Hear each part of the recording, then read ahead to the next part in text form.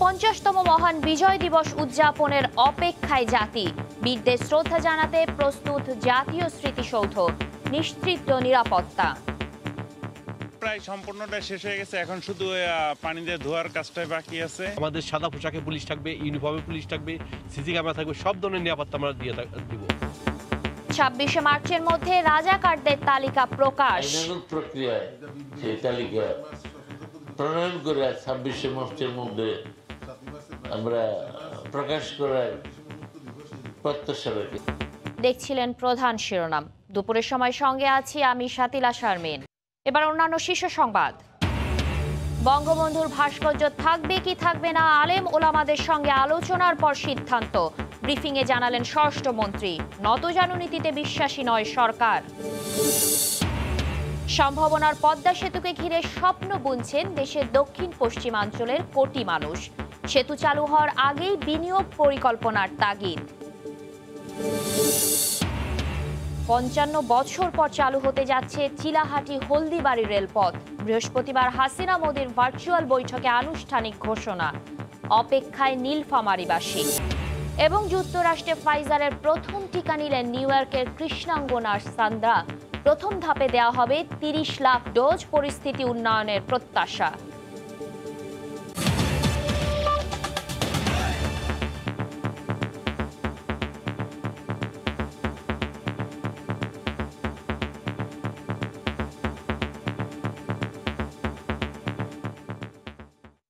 জাতির জনক বঙ্গবন্ধু শেখ মুজিবুর রহমানের ভাস্কর্য থাকবে কি থাকবে না তা আলেম ওলামাদের সঙ্গে আলোচনার মাধ্যমে সিদ্ধান্ত নেওয়া হবে বলে জানিয়েছেন স্বরাষ্ট্রমন্ত্রী আসাদুজ্জামান খান কামাল।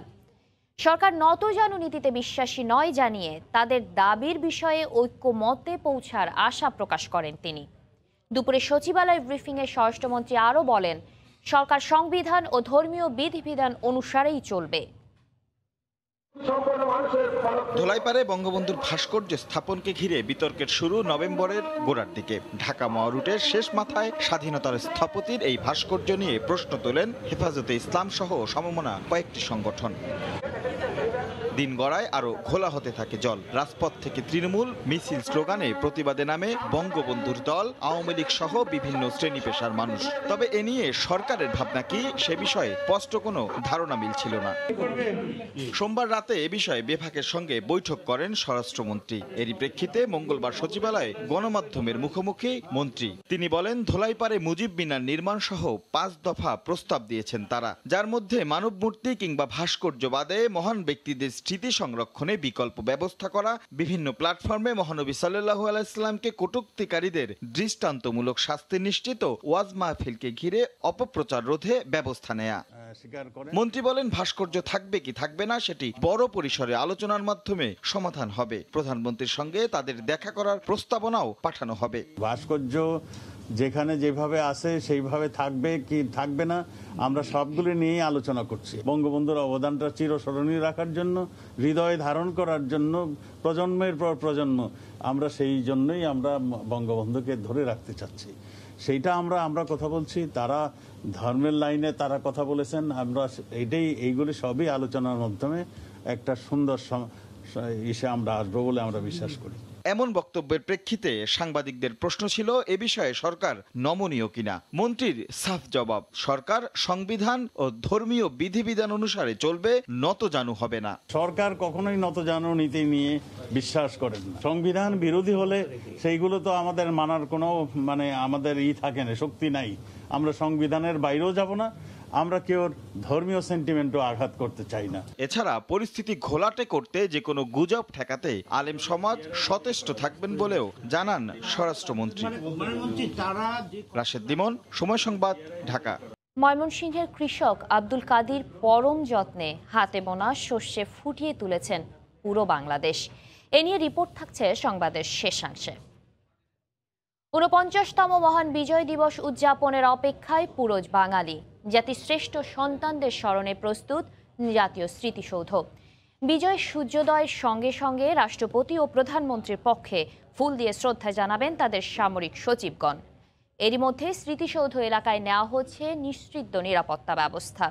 করোনার কারণে এবার সবচেয়ে বেশি গুরুত্ব পাচ্ছে স্বাস্থ্যবিধি রক্ষার বিষয়টি।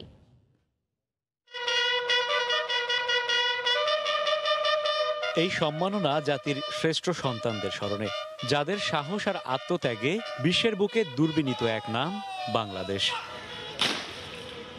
কুয়াশাচ্ছন্ন সকালে তখনও দেখা মেলেনি সূর্যের, তবে সদা জাগ্রত দেশ রক্ষার শপথে বলিয়ান 3 বাহিনীর সদস্যরা ঝালিয়ে নেন নিজেদের শেষ মুহূর্তের প্রস্তুতি। বিজয়ের সূর্যোদয়ের সঙ্গে সঙ্গে সশস্ত্র বাহিনীর চৌকসে এই দলটি জানাবেন রাষ্ট্রীয় সালাম। রাষ্ট্রপতি ও প্রধানমন্ত্রীর পক্ষে তাদের সামরিক সচিবগণ ফুল দিয়ে সম্মান জানাবেন বীর সেনানীদের। সর্বস্তরের মানুষের শ্রদ্ধার অর্ঘ্যে ভরে উঠবে স্মৃতির মিনার। সম্পন্ন হয়েছে সব প্রস্তুতি, হরেক রঙের ফুলে সেজে উঠেছে গৌরবময় স্মৃতির মিনারের বেদি ও আশপাশ। আমাদের প্রায় সম্পূর্ণটা শেষ হয়ে গেছে, এখন শুধু পানি দিয়ে ধোয়ার কাজটাই বাকি আছে। আমাদের এখানে যে গাছের আপনার মরা ডাল ফেলা, পাকা পাতা ফেলা, ফেললে গাছগুলোর সৌন্দর্য দেখা যাবে, আমরা এই কাজ। গণপূর্ত অধিদপ্তরও তাদের সব প্রস্তুতি সম্পন্ন করেছে। স্বাস্থ্যবিধি মেনেই কিন্তু সব কিছু করতে হবে। সুতরাং আমরা অনুরোধ করব যারাই ফুল দিতে আসবেন তারা স্বাস্থ্যবিধি মেনে এখানে ফুল দিবেন। এদিকে আইন শৃঙ্খলা রক্ষা বাহিনী নিয়েছে কয়েক স্তরের নিরাপত্তা ব্যবস্থা, তবে এবার বাড়তি গুরুত্ব পাবে স্বাস্থ্যবিধি রক্ষার বিষয়টি। আমাদের সাদা পোশাকে পুলিশ থাকবে, ইউনিফর্মে পুলিশ থাকবে, সিসি ক্যামেরা থাকবে, সব ধরনের নিরাপত্তা আমরা দিব। এবং আমরা এবছরের বাড়তি আয়োজন হচ্ছে, আমাদের পুলিশ সদস্যরাও এই স্বাস্থ্যবিধি মেনে তারা দায়িত্ব পালন করবে। করোনা মহামারীর কারণে কিছুটা বিধিনিষেধ থাকলেও পরিপূর্ণ রাষ্ট্রীয় ভাব গাম্ভীর্যের মধ্য দিয়েই হবে সব আয়োজন। স্মৃতিসৌধ কেবল একটি স্তম্ভই নয়, বাঙালির গৌরব আর অহংকারের প্রতীক, প্রেরণার বাতিঘর। এখানে এই চেতনার নবায়ন হোক, বাঙালি থাকুক তার 30 লক্ষ শহীদের রক্তের শপথে। সাভারের জাতীয় স্মৃতিসৌধ থেকে রাশেদ বাপ্পি, সময় সংবাদ। এই মুহূর্তে সাভারে জাতীয় স্মৃতিসৌধ প্রাঙ্গণে আছেন রিপোর্টার রাশেদ বাপ্পি। সরাসরি চলে যাচ্ছি তার কাছে। বাপ্পি, রক্তের ঋণ কখনো শোধ হবার নয়, সেই ঋণ শোধের স্পর্ধা দেখানোরও কিছু নেই। তবে প্রতিবারই কিন্তু বাঙালি ফিরে আসে, প্রতি বছর 16 ডিসেম্বর ফিরে আসে জাতির সেই বীর সেনানীদের শ্রদ্ধার্ঘ নিবেদনের জন্য। কেননা তাদের রক্তের দামেই কিন্তু কেনাই বাংলাদেশ, যেই পৃথিবীর বুকে কিন্তু স্বাধীনভাবে কিন্তু মাথা উঁচু করে দাঁড়িয়ে আছি আমরা। এবং সেই রক্তের ঋণ শোধ না করতে পারলেও সেই বীর সেনানীদের প্রতি সম্মান জানানোর যে আয়োজন, সেই আয়োজন কিন্তু পুরোপুরি প্রস্তুত করেছে সাভারের জাতীয় স্মৃতিসৌধ। আমরা যেমনটা দেখেছি, এখানে ধুয়ে মুছে সব কিছু পরিষ্কার পরিচ্ছন্ন করা হয়েছে, ফুল দিয়ে পুরো এই স্মৃতির মিনারের আশপাশ বেদি সব কিছু সাজিয়ে তোলা হয়েছে। এবং আরেকটি বিষয় না বললেই নয়, প্রতি বছর যেভাবে সশস্ত্র বাহিনীর চৌকস একটি দল তারা সম্মাননা প্রদর্শন করেন, সেই সম্মাননার যে মহড়া, সেই মহড়াও সম্পন্ন করা হয়েছে। এবং সকাল থেকে কিন্তু বেশ কয়েকবার তারা তাদের যে শেষ মুহূর্তের মহড়া, সেটি কিন্তু তারা ঝালিয়ে নিয়েছেন। অর্থাৎ যাতে আগামীকাল আমরা জানি যে বিজয়ের প্রথম সূর্যোদয়ের সঙ্গে সঙ্গে কিন্তু প্রধানমন্ত্রী রাষ্ট্রপতির পক্ষে তাদের সামরিক সচিবগণ ফুল দিয়ে শ্রদ্ধা নিবেদন করবেন। এরপর কিন্তু সর্বস্তরের মানুষের জন্য খুলে দেওয়া হবে স্মৃতির মিনার।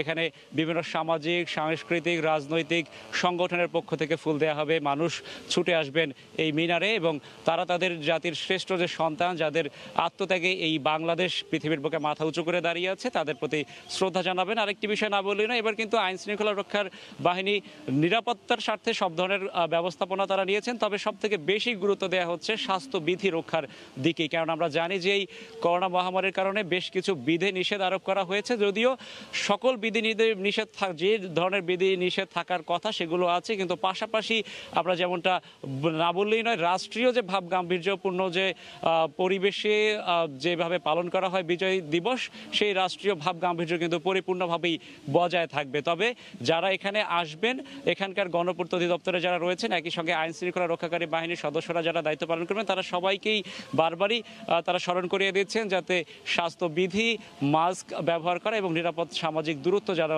বজায় রাখেন, এই বিষয়টি কিন্তু বারবারই মনে করিয়ে দেওয়া হচ্ছে। সাথীলা, এই ছিল আমার কাছে সাভারের জাতীয় স্মৃতিসৌধ থেকে সবশেষ খবর। সাথীলা, আমাদেরকে জানাচ্ছিলেন মহান বিজয় দিবসের প্রস্তুতি সম্পর্কে সহকর্মী রাশেদ বাপ্পি।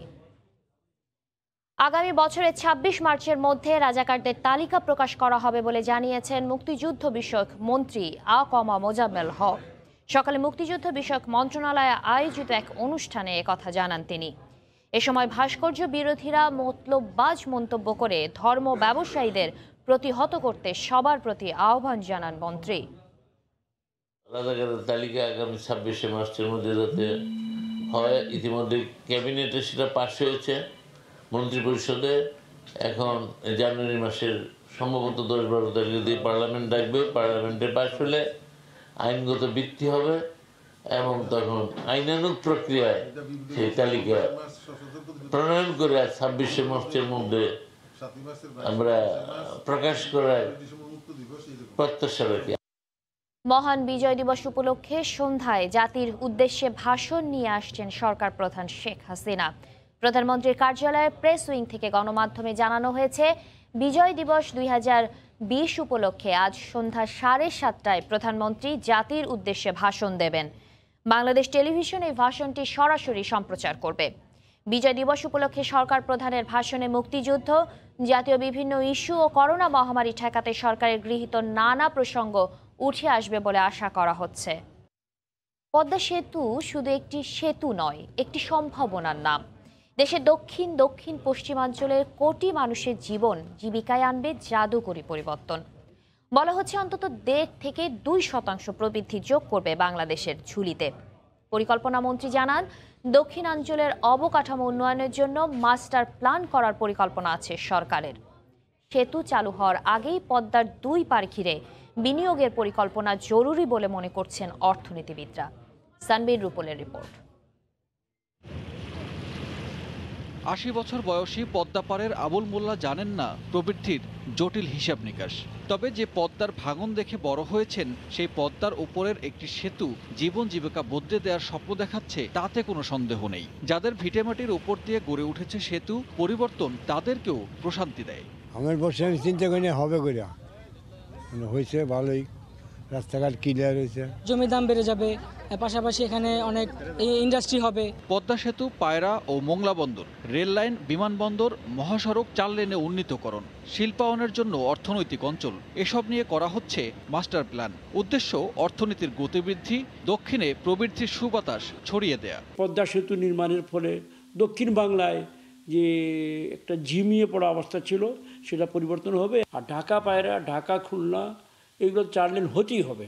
বিনিয়োগ বাণিজ্যে গতি আনতে সরকারের মহাপরিকল্পনায় পালে হাওয়া লেগেছে ব্যবসায়ীদের। পদ্মার 2 পারে বিনিয়োগ করতে প্রস্তুত তারা। অর্থনীতিতে বড় ধরনের একটা প্রভাব ফেলবে আমাদের এই কমিউনিকেশন প্রজেক্টটা। বাংলাদেশ ইতিমধ্যে রাফলি 3.5 লক্ষ কোটি টাকা বিনিয়োগ করেছে ইন্ডাস্ট্রিয়াল ইকোসিস্টেম আপডেট করার জন্য। বছরের পর বছর দক্ষিণের 21 জেলার মানুষের ঘন্টার পর ঘন্টা কাটে পদ্মা পাড়ি দেওয়ার অপেক্ষায়, নষ্ট হয় কর্মঘণ্টা। তবে এখন সেতু ঘিরে যে স্বপ্নের জাল বুনেছেন দক্ষিণাঞ্চলবাসী, তার পূর্ণ সুফল পেতে প্রয়োজন কর্মমুখী পরিকল্পনা। পদ্মার 2 পারের কথাই ভাবতে হবে এবং এই 2 পারকে ঘিরেই অর্থনৈতিক পরিকল্পনা সাজাতে হবে। ইতিমধ্যে কিন্তু কিছু পরিকল্পনা দক্ষিণাঞ্চলের উন্নয়নের জন্য আছে, সেইগুলোর সাথে সমন্বয় করেই মাস্টার প্ল্যানটা করতে হবে। সব স্প্যান বসানো শেষে চলছে রোড ও রেল স্ল্যাব বসানোর কাজ। এখন যান চলাচলের ক্ষণ গণনা।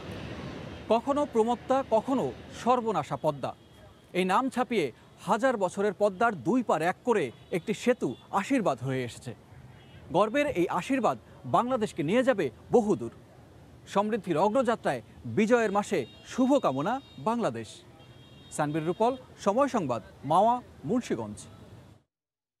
দীর্ঘ 55 বছর পর মাহেন্দ্রক্ষণের অপেক্ষায় নীলফামারীবাসী। ভিডিও কনফারেন্সের মাধ্যমে বাংলাদেশের প্রধানমন্ত্রী শেখ হাসিনা এবং ভারতের প্রধানমন্ত্রী নরেন্দ্র মোদী চিলাহাটি হলদিবাড়ি রেলপথ চালুর ঘোষণা দেবেন। অবকাঠামোর কাজ পুরোপুরি শেষ না হলেও 17 ডিসেম্বর আনুষ্ঠানিক উদ্বোধনের জন্য প্রস্তুত রেলপথ বিভাগ। নীলফামারী প্রতিনিধি সাকির হোসেন বাদলের ছবি ও তথ্য নিয়ে রিপোর্ট। 55 বছর পর নতুন সাজে নীলফামারীর চিলাহাটি রেল স্টেশন। পুনরায় চালু হবে ভারতের হলদিবাড়ির সাথে রেল যোগাযোগ। উদ্বোধনী দিনের জন্য 30টি এমটি র্যাক সহ ইঞ্জিনকে বর্ণিল সাজে সাজানো হচ্ছে। চিলাহাটি 0 পয়েন্ট পর্যন্ত 7 কিলোমিটার নতুন রেলপথ স্থাপন করা সহ ভিআইপি গেস্ট হাউস নির্মাণ করা হয়েছে। জোরে সোরেই এগিয়ে চলেছে অবকাঠামো নির্মাণ কাজ। অত্যাধুনিক হাইটেক মডেল রেল স্টেশন, দোতলা টিএক্সআর অফিস কক্ষ, স্টাফদের থাকার জন্য 20টি রুম, কাস্টম অফিস ও ওভারব্রিজ। 1965 সালে পাক ভারত যুদ্ধের পর বাংলাদেশের উত্তর সীমান্তে নীলফামারীর চিলাহাটি এবং ভারতের হলদিবাড়ি হয়ে দার্জিলিং পর্যন্ত রেলপথ বন্ধ হয়ে যায়। আগামী 17 ডিসেম্বর পুনরায় এই রেলপথ চালুর অপেক্ষায়। এখানকার অর্থনৈতিক সচ্ছলতা এবং আমাদের জিডিপি পরিমাণ বেড়ে যাবে, আর পাশাপাশি যাত্রীবাহী ট্রেন যখন চলাচল হবে এটা তখন পর্যটনের একটা প্রাণকেন্দ্র হয়ে যাবে। প্রধানমন্ত্রীর প্রতি কৃতজ্ঞতা জানিয়ে এ অঞ্চলের মানুষ বলছেন, এই রেলপথ চালুর মাধ্যমে তাদের ব্যবসা বাণিজ্যে নতুন সম্ভাবনার সৃষ্টি হবে। শুধুমাত্র ভারত নয়, নেপাল এবং ভুটানের সাথে ব্যবসায়িক সম্পর্ক প্রতিষ্ঠিত হবে। শেখ হাসিনাকে আমাদের আন্তরিক ধন্যবাদ। জেলার শীর্ষ পুলিশ কর্মকর্তা জানালেন, উদ্বোধনী অনুষ্ঠানের দিন সব ধরনের নিরাপত্তা ব্যবস্থা নেওয়া হয়েছে। ইউনিফর্ম পুলিশের ব্যবস্থা থাকবে, তারপর সাদা পুলিশ থেকে নিরাপত্তা ব্যবস্থা থাকবে, গোয়েন্দার যে টিম আছে তারা যে কাজ করবে। এই রেলপথ চালু সহ অবকাঠামো নির্মাণে মোট ব্যয় ধরা হয়েছে 80 কোটি টাকা। সময় সংবাদ, নীলফামারী। ঢাকা দক্ষিণ সিটি কর্পোরেশন মার্কেটের অবৈধ দোকানকে বৈধ করার নামে শত কোটি টাকা হাতিয়ে নেওয়ার অভিযোগ ঢাকা দক্ষিণ সিটি কর্পোরেশনের সাবেক মেয়রের বিরুদ্ধে। শুধু ফুলবাড়িয়া 2 মার্কেট থেকে 2018 সালে সাইদ খোকন 21 কোটি টাকা হাতিয়ে নিয়েছেন বলে দাবি করছেন দোকান মালিক সমিতির সভাপতি। তবে সব অভিযোগ উড়িয়ে দিয়ে সাবেক মেয়র সাইদ খোকন বলছেন, তাকে হেয় করতেই সব ষড়যন্ত্র। ওবায়দুল্লাহ মামুনের প্রতিবেদন। মার্কেট দোকান সমিতি বলছে, 2018 সালে দক্ষিণ সিটির সাবেক মেয়র সাইদ খোকনের শেষ সময়ে গুলিস্তান ফুলবাড়িয়া এলাকার 16টি মার্কেটে তালা ঝুলিয়ে দেন। তখন অবৈধ দোকানকে বৈধতা দেওয়ার কথা বলে প্রতি দোকান থেকে লাখ লাখ টাকা উত্তোলন করা হয়। সাইদ খোকন ঠিক ক্ষমতা ছাড়ার কিছুদিন আগে প্রত্যেক দোকানকে একদম তালা বন্ধ করে দিয়েছেন। তাদের উদ্দেশ্য একটাই ছিল, যদি টাকা না দেয় তারা তালা খুলতে দিবে না। মার্কেট কর্তৃপক্ষ দেলোয়ার হোসেন আমাদের থেকে টোটাল 16,50,000 করে টাকা নিয়েছে। শুধু ফুলবাড়িয়া মার্কেট 2 থেকে 21 কোটি টাকা তুলেছেন মালিক সমিতি, আর ওই টাকা সাইদ খোকনকে দেওয়ার জন্য জমা দেন ফুলবাড়িয়া মার্কেটের লোপাটের মূল হোতা দেলোয়ার হোসেন দেলুর অ্যাকাউন্টে। আমরা 2 লাখ 3 লাখ 5 লাখ এভাবে টাকা নিয়ে আমরা ধরেন 300-350 দোকানের বানা কাটার জন্য প্রায় আমরা 21 কোটি 40 লক্ষ টাকা উত্তোলন করছি। দেলোয়ার হোসেন তার অ্যাকাউন্ট থেকে উত্তরা ব্যাংক ফুলবাড়িয়া শাখার মাধ্যমে সাইদ খোকনকে বিভিন্ন সময়ে বিভিন্ন প্রতিষ্ঠানের নামে এসব টাকা দিয়েছেন। অভিযোগ, বিভিন্ন প্রতিষ্ঠানের নামে এসব টাকা গ্রহণ করেছেন সাইদ খোকন। প্রতিটি চেকই ছিল 50 লাখ থেকে 3 কোটি টাকা পর্যন্ত। চেকের মাধ্যমে সে এক এক সময় এক এক ধরনের কথা বইলা টইলা ব্ল্যাকমেলিং করে আমার থেকে চেক রাখছে, লোকজন দিয়ে আমার থেকে টাকা আদায় করে নিছে টোটাল 34 কোটি টাকা। তবে এসব অভিযোগ ভিত্তিহীন বলে মন্তব্য করেন সাইদ খোকন। বিষয়টাকে ভিন্ন খাতে প্রবাহিত করার জন্য, ধামাচাপা দেওয়ার জন্য আমার দিকে বিভিন্ন রকমের অভিযোগ আনছে, যেটা সম্পূর্ণ উদ্দেশ্যমূলক এবং ভিত্তিহীন। এছাড়া ফুলবাড়িয়া 1 মার্কেট থেকে 8 কোটি টাকা, গুলিস্তান ট্রেড সেন্টার থেকে 24 কোটি 70 লাখ, ঢাকা ট্রেড সেন্টার থেকে 64 কোটি টাকা হাতিয়ে নেওয়ার অভিযোগ উঠেছে সাইদ খোকনের বিরুদ্ধে। ওবায়দুল্লাহ মামুন, সময় সংবাদ, ঢাকা। এদিকে ষষ্ঠ দিনে চলছে রাজধানীর ফুলবাড়িয়া এলাকার বিভিন্ন মার্কেটের অবৈধ স্থাপনা ও দোকান উচ্ছেদ অভিযান পরিচালনা। এই মুহূর্তে সেখানে আছেন রিপোর্টার আতিকুর রহমান তমাল। সরাসরি চলে যাচ্ছি তার কাছে। তমাল। হ্যাঁ সাথীলা, আপনি হয়তো দেখতে পাচ্ছেন যে অভিযানটা কিন্তু শুরু হয়েছে বেলা 12টার দিকে। আমার পেছনে যে বিআইডব্লিউটি এর হেডকোয়ার্টার রয়েছে সেটি দিয়ে কিন্তু প্রায় ইতিমধ্যে 30টি দোকান ঘুরিয়ে দেওয়া হয়েছে। এবং আপনাকে জানিয়ে রাখি যে গত মঙ্গলবারে এটি শুরু হয়েছে। যেহেতু শুক্র এবং শনিবার বন্ধ ছিল, সে কারণে বন্ধ ছিল এই উচ্ছেদ অভিযান, কিন্তু আজকে আবারও শুরু হয়েছে। মোট 6 দিন কিন্তু এই অভিযানটি চলছে আজকে নিয়ে। এবং এই 6 দিনে 911টি দোকানের মধ্যে মোট 600টি দোকান ইতিমধ্যেই উচ্ছেদ করা হয়ে গেছে। আমরা জানি যে এই যে অবৈধ মার্কেটটি রয়েছে, অর্থাৎ 3টি যে অবৈধ মার্কেট রয়েছে, এই 3টি মার্কেটে কিন্তু 911টি মোট দোকান রয়েছে যেগুলো অবৈধ ছিল।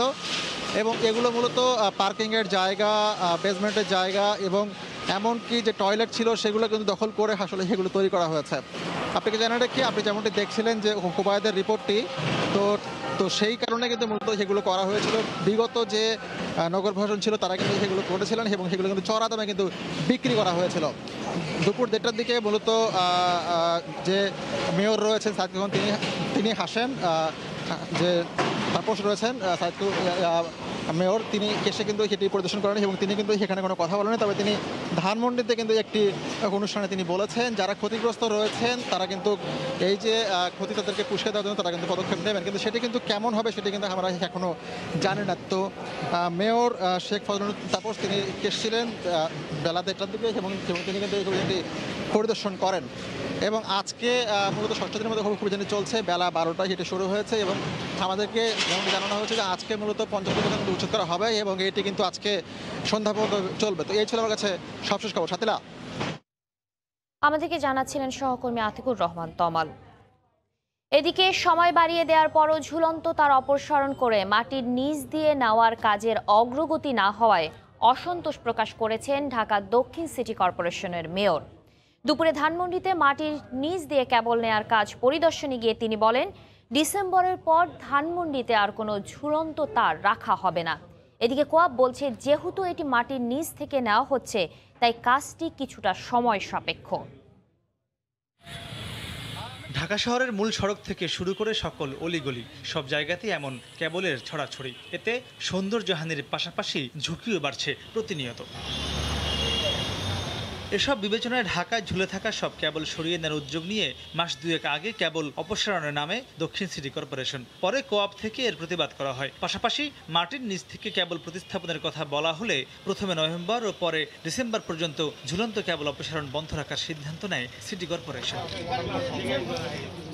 মঙ্গলবার দুপুরে ধানমন্ডিতে ভূগর্ভস্থ কেবল প্রতিস্থাপনের পাইলট প্রকল্পের কাজের অগ্রগতি দেখতে এসে অসন্তোষ প্রকাশ করেন দক্ষিণের মেয়র। ডিসেম্বরের পর আর সময় বাড়ানো হবে না বলেও জানান তিনি। তারা যেই পর্যায়ে এখন আছে সেটা অবশ্য আমার সন্তুষ্টির মতো না। আমি চেয়েছিলাম ডিসেম্বরের মধ্যে তারা পূর্ণ কাজটা সম্পন্ন করবে। যদি না করে তাহলে তো আমরা অপসারণের কার্যক্রম হাতে নিব আবার। আমি আশা করব যে তারা এই বিষয়টা আরও অনুধাবন করবে, কারণ ঢাকাবাসী দীর্ঘদিন ধরে তারের জঞ্জালে আবদ্ধ। তবে ইন্টারনেট সার্ভিস অ্যাসোসিয়েশন ও কেবল অপারেটর অ্যাসোসিয়েশন জানায়, যেহেতু এই পদ্ধতি দেশে নতুন তাই এত স্বল্প সময়ে ভূগর্ভ থেকে কেবল টানা সম্ভব নয়। এই আন্ডারগ্রাউন্ড কেবল এটা হচ্ছে ওভার দ্য নাইট সম্ভব না। আমরা আশা করছি যে হয়তোবা আগামী জানুয়ারি ফেব্রুয়ারির মধ্যে ধানমন্ডি এলাকাটা ওভারহেড কেবল মুক্ত হবে। এখানে দুইটা টেকনোলজি, একটা কেবল টিভি টেকনোলজি আর একটা হলো ইন্টারনেট টেকনোলজি। এই দুইটাকে সমন্বয় করে সবার সার্ভিসটা যেন সুনিশ্চিত করা যায় সেই বিষয়ে কাজগুলো যখন একটা সলিউশনে পৌঁছানো গেছে, আশা করি সামনে আমাদের সেকেন্ড ফেজের কাজগুলি সময় লাগবে না। ধানমন্ডির পর পর্যায়ক্রমে পুরো ঢাকায় সকল কেবল মাটির নিচ থেকে নেওয়া হবে বলেও জানান তারা। মাহমুদ রাকিব, সময় সংবাদ, ঢাকা। থানায় বসে কোনো হত্যার পরিকল্পনা হতে পারে না বলে জানিয়েছেন আইজিপি বেনজির আহমেদ। কক্সবাজারের সাবেক ওসি প্রদীপের নানা অপকর্মের তথ্যের প্রেক্ষিতে কথা বলেন তিনি। সকালে পুলিশে অপারেশনাল গিয়ার প্রচলনের উদ্বোধনী অনুষ্ঠানে কথা বলেন তিনি। এসব ঘটনায় যারা জড়িত তাদের বিরুদ্ধে কঠোর ব্যবস্থা নেওয়া হবে। বর্তমান সমাজ বাস্তবতায় পরিবর্তন এসেছে অপরাধের ধরনে। অপরাধীরা শুধু তথ্য প্রযুক্তি নয়, নতুন নতুন মাধ্যমও ব্যবহার করছে অপরাধ সংগঠনের জন্য। সেই প্রেক্ষাপটে পুলিশের সবশেষ সংযোজন অপারেশনাল গিয়ার। অত্যাধুনিক এই অপারেশনাল গিয়ারে tactical belt, small arms with thigh holster এবং হ্যান্ডস ফ্রি কমিউনিকেশন, এই তিনটি বিষয় যুক্ত থাকবে। এই হার্ডওয়্যারের পাশাপাশি আমাদের এই মনোজগতে পরিবর্তন দরকার। এই সময় পুলিশের মহাপরিদর্শক সাংবাদিকদের প্রশ্নের জবাবে জানান, থানায় বসে কোনো হত্যার পরিকল্পনা হতে পারে না। এই ধরনের ঘটনায় যারা জড়িত তাদের বিরুদ্ধে ব্যবস্থা নেওয়া হবে। থানা হচ্ছে মানুষের জীবন রক্ষা করার জন্য, জীবন নেওয়ার জন্য নয়। থানা কোনো হত্যাকাণ্ডের পরিকল্পনার কেন্দ্র হতে পারে না, হবে না। অনুষ্ঠানে ডিএমপি কমিশনার বলেন, থানায় গিয়ে একজন সাধারণ মানুষ যাতে প্রকৃত সেবাটি পায় সে লক্ষ্যে কাজ করছে ডিএমপি। যে পরিবর্তনটা বাইরে থেকে চাপিয়ে দেওয়া যায় না, মানুষের প্রতি দরদ, মানুষের প্রতি ভালোবাসা, এটি ভিতর থেকে নিজের থেকে এই বোধটা তৈরি করতে হয়। আপনারা এখানে যারা আছেন প্রত্যেকেই সেই দিকে সচেষ্ট হবেন। একজন অসহায় মানুষ যেন আমার থানায় গেলে সে যেন থানাকে তার আশ্রয়স্থল ভাবে, সে যেন থানাকে তার উপকারী বন্ধু হিসাবে ভাবে। বুধবার থেকে প্রাথমিকভাবে ঢাকা ও চট্টগ্রামে অপারেশনাল গিয়ার এর ব্যবহার শুরু করা হলেও আস্তে আস্তে তার ব্যবহার চালু করা হবে গোটা বাংলাদেশে। শাহরিয়ার জামান দ্বীপ, সময় সংবাদ, ঢাকা। দেশে বাইরের খবর। নিউ ইয়র্কের একটি হাসপাতালে নার্স সান্ড্রা লিন্ডস নিলেন করোনার প্রথম টিকা। এর মধ্য দিয়ে যুক্তরাষ্ট্রে শুরু হলো ফাইজার বায়োএনটেকের ভ্যাকসিনেশন কার্যক্রম। নিউ ইয়র্ক, লুইজিয়ানার পাশাপাশি বিভিন্ন অঙ্গরাজ্যে শুরু হয়েছে টিকাদান কর্মসূচি। ভ্যাকসিনেশন সম্পন্ন হলে আক্রান্ত ও মৃতের দিক দিয়ে শীর্ষে থাকা দেশটিতে করোনার লাগাম টানা সম্ভব হবে বলে আশা করা হচ্ছে। নিউ ইয়র্ক থেকে আরও জানাচ্ছেন হাসানুজ্জামান সাকি। করোনার দ্বিতীয় ঢেউয়ে টালমাটাল যুক্তরাষ্ট্রে অবশেষে আসলো সেই প্রতীক্ষিত দিন। নিউ ইয়র্কের লং আইল্যান্ড জুইশ হাসপাতালের নার্স সান্দ্রা লিন্ডসে হলেন প্রথম ব্যক্তি যার দেহে প্রয়োগ করা হলো ফাইজার ও বায়োএনটেকের টিকা। এই হাসপাতালের নিবিড় পরিচর্যা কেন্দ্রে দায়িত্ব পালন করছেন সান্দ্রা। করোনা মহামারীতে সান্দ্রা সেবা দিয়েছেন অসংখ্য মুমূর্ষু রোগীর। এটি সত্যি অনেক আবেগের একটি অভিজ্ঞতা। সামনের সারির একজন কর্মী হিসেবে আমাদের অনেক ত্যাগ ও কষ্টের মধ্য দিয়ে যেতে হয়েছে। ভ্যাকসিন নেয়ার পর এখন অনেকটা নির্ভর লাগছে। আশা করি সামনের দিনগুলোতে সবাই এই ভ্যাকসিন পাবেন। এরপর নিউ ইয়র্কের আরেকটি হাসপাতালের জরুরি বিভাগের প্রধান এই টিকা গ্রহণ করেন। শুক্রবার ফাইজার বায়োএনটেকের ভ্যাকসিনের অনুমোদনের পর বিভিন্ন অঙ্গরাজ্যে পৌঁছে গেছে ফাইজারের কয়েক লাখ ডোজ। সোমবার থেকেই শুরু হয়ে যায় ভ্যাকসিনের কার্যক্রম। সংক্রামক ব্যাধি বিশেষজ্ঞদের টিকা গ্রহণের মধ্য দিয়ে লুইজিয়ানার মতো বিভিন্ন অঙ্গরাজ্যে শুরু হয় কার্যক্রম। দিনটিকে ঐতিহাসিক আখ্যা দেন চিকিৎসকেরা। 95% কার্যকারিতা পাওয়া ভ্যাকসিনটি নিরাপদ উল্লেখ করে অন্যদেরকেও এটি নিতে উদ্বুদ্ধ করেন এই চিকিৎসক।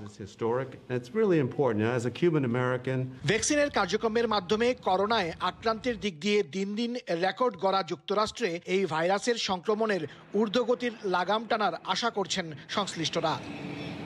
হাসানুজ্জামান সাকি, সময় সংবাদ, নিউ ইয়র্ক।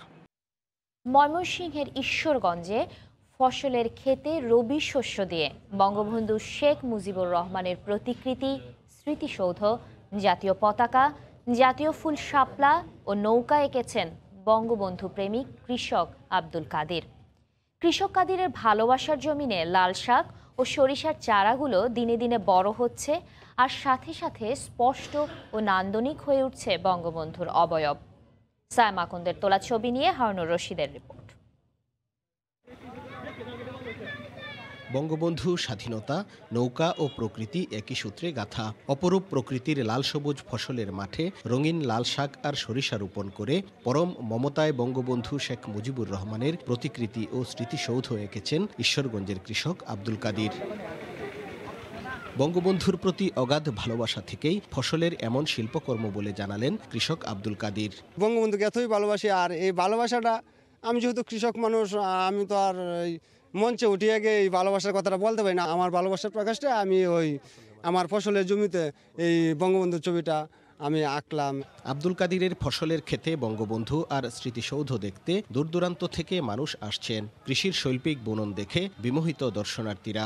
বঙ্গবন্ধুর ছবি সরিষা গাছ দিয়ে লাল শাক দিয়ে যে তৈরি করছে, এটা আমার জীবনে প্রথম দেখলাম। সুন্দরতা বললাম, শেষই করতাম না। কৃষক মানুষ, এই খেটে খাওয়া মানুষ বঙ্গবন্ধুকে কত ভালোবাসে, ওনার মাধ্যমে এটার বহিঃপ্রকাশ বলে আমি মনে করি। কৃষক আব্দুল কাদিরের এ ধরনের নান্দনিক ও সৃষ্টিশীল কাজে সবসময় সহায়তা করা হবে বলে জানালেন স্থানীয় উপজেলা নির্বাহী কর্মকর্তা।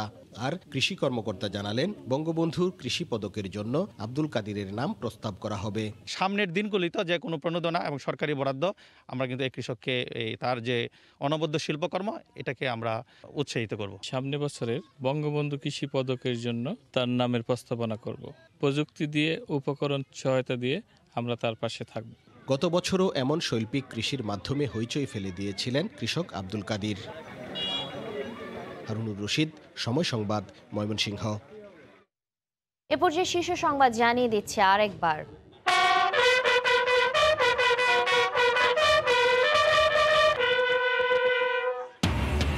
৪৯তম মহান বিজয় দিবস উদযাপনের অপেক্ষায় জাতি। বীরদের শ্রদ্ধা জানাতে প্রস্তুত জাতীয় স্মৃতিসৌধ। ২৬শে মার্চের মধ্যে রাজাকারদের তালিকা প্রকাশ। বঙ্গবন্ধুর ভাস্কর্য থাকবে কি থাকবে না, আলেম ওলামাদের সঙ্গে আলোচনার পর সিদ্ধান্ত। ব্রিফিংয়ে জানালেন স্বরাষ্ট্রমন্ত্রী। নতজানু নীতিতে বিশ্বাসী নয় সরকার। এবং সম্ভাবনার পদ্মা সেতুকে ঘিরে স্বপ্ন বুনছেন দেশের দক্ষিণ পশ্চিমাঞ্চলের কোটি মানুষ। সেতু চালু হওয়ার আগেই বিনিয়োগ পরিকল্পনার তাগিদ। এই ছিল দুপুরের সময়, সঙ্গে থাকুন সময়।